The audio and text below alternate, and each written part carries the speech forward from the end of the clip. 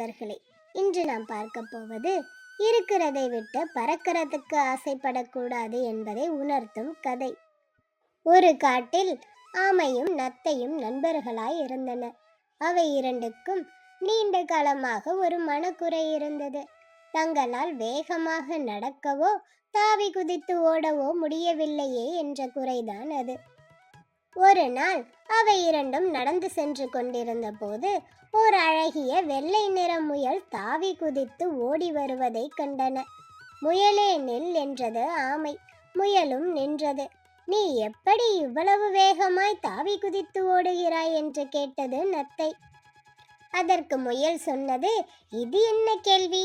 உங்களுக்கு இருப்பது போல் என் முதுகில் கனமான ஓடு இல்லை.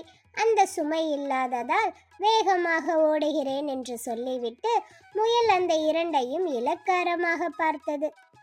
உடனே நத்தையும் ஆமையும், ஓஹோ, எங்களின் வேகக்குறைவுக்கு எங்களின் ஓடுகள் தான் காரணமா என்று கேட்டது.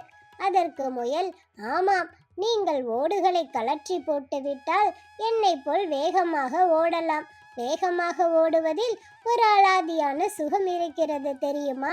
அனுபவித்து பாருங்கள் என்றது முயல். ஆமைக்கும் நத்தைக்கும் அந்த இடத்திலேயே தங்கள் முதுகு ஓடுகளை கலற்றி போட்டுவிட வேண்டும் என்று ஆவல் பிறந்தது. அவற்றை கலற்ற முயன்ற போது திடீரென புதர் மறைவில் ஏதோ அசையும் ஓசை கேட்டது. ஆமையும் நத்தையும் ஆபத்தை உணர்ந்து தங்கள் ஓடுகளை கலற்றும் முயற்சியை கைவிட்டன.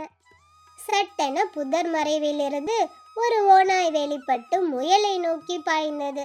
ஆமையும் நத்தையும் விருட்டென்று தங்கள் உடலை ஓடுகளுக்குள் இழுத்து கொண்டு உயிர் பிழைத்தன. ஓநாய் முயலை பிடித்து தின்றது. சிறிது நேரம் சென்ற பிறகு ஓடுகளை விட்டு வெளியே வந்த ஆமையும் நத்தையும் முயலின் இரத்தத்தை பார்த்து உறைந்து போயின. தாங்கள் வேகமாக ஓடுவதை விட உயிர் பிழைத்து வாழ்வதே முக்கியமானது என்பதையும் உணர்ந்தன. தங்கள் எதிரியிடமிருந்து காப்பாற்றிய தங்கள் ஓடுகளுக்கும் கடவுளுக்கும் அவை நன்றி கூறின. இக்கதையிலிருந்து நாம் தெரிந்து கொள்வது, கடவுளுக்கு தெரியும் நமக்கு எது சிறந்தது என்று. அதனால் தன்னை பற்றி தாழ்வாக நினைக்காமல் அதை புரிந்து வாழ்வதுதான் சிறந்தது.